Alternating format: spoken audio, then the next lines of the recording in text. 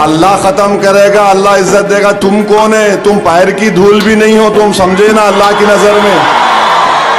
हम अल्लाह पे भरोसा करते, तुम पे नहीं करते मिस्टर हारून।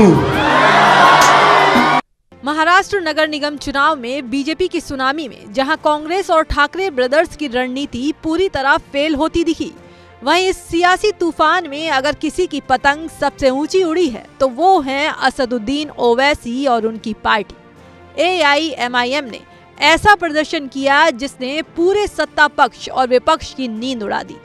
महाराष्ट्र नगर निगम चुनाव में राज्य भर में ओवैसी की पार्टी ने 114 सीटों पर जीत दर्ज की।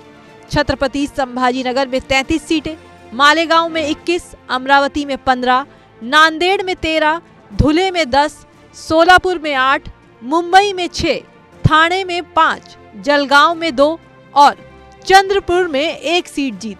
AIMIM का कॉन्फिडेंट लेवल पहले ही महाराष्ट्र के नगर परिषद और स्थानीय निकाय चुनाव में दिख चुका था। उस चुनाव में AIMIM बीजेपी के बाद दूसरे नंबर पर रही थी। AIMIM ने 83 कॉर्पोरेटर या काउंसिलर पद जीते थे। एक म्यूनिसिपल काउंसिल प्रेसिडेंट पद भी हासिल किया था। इसके ठीक बाद नगर निगम चुनाव में ओवैसी का पूरा फोकस रहा मुस्लिम बहुल वार्ड्स पर, उन वार्ड्स पर जहां मुस्लिम वोटर्स 18 से 20% थे और खासतौर पर उन सीटों पर जहां 40 से 50% मुस्लिम वोटर निर्णायक भूमिका में थे। और अब जब ओवैसी की पार्टी इतनी ज्यादा सीटों पर जीत चुकी है तो उनके नेता और कार्यकर्ता जीत की खुशी में जश्न मना रहे हैं। चलिए, मैं औरंगाबाद शहर की आवाम का तहे दिल से शुक्रिया अदा करता हूँ। अल्लाह रब्बुल इज़्ज़त का शुक्रिया अदा करता हूँ कि हमारी सबकी दुआओं को कबूल किए।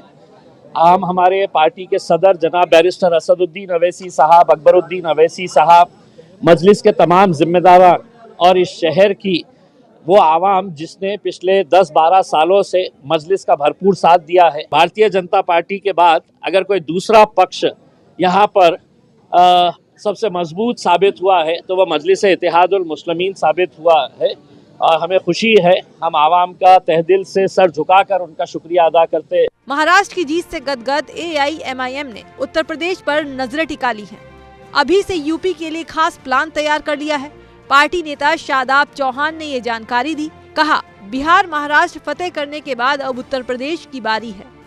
उसी कड़ी में यूपी AIMIM अध्यक्ष भाई जनाब शौकत अली साहब 7 फरवरी से पश्चिम उत्तर प्रदेश के दौरे पर रहेंगे, जिसमें वो कारवां इत्तेहाद के माध्यम से जनता को जागरूक करते हुए सपा और भाजपा की मिलीभगत को बेनकाब करते हुए संगठन को मजबूत करने का काम करेंगे। अब सवाल बड़ा है, क्या महाराष्ट्र के बाद यूपी में भी ओवैसी का जादू चलेगा या फिर मुस्लिम वोटों की इस राजनीति का फायदा बीजेपी को मिलेगा? जवाब मिलेगा आने वाले चुनाव में। फिलहाल तो महाराष्ट्र नगर निगम में ओवैसी की पार्टी की परफॉर्मेंस से विपक्षी दल टेंशन में जरूर आ गए होंगे। अब विपक्ष भले ही टेंशन में हो, लेकिन असदुद्दीन ओवैसी तो फुल पार्टी के मूड में होंगे।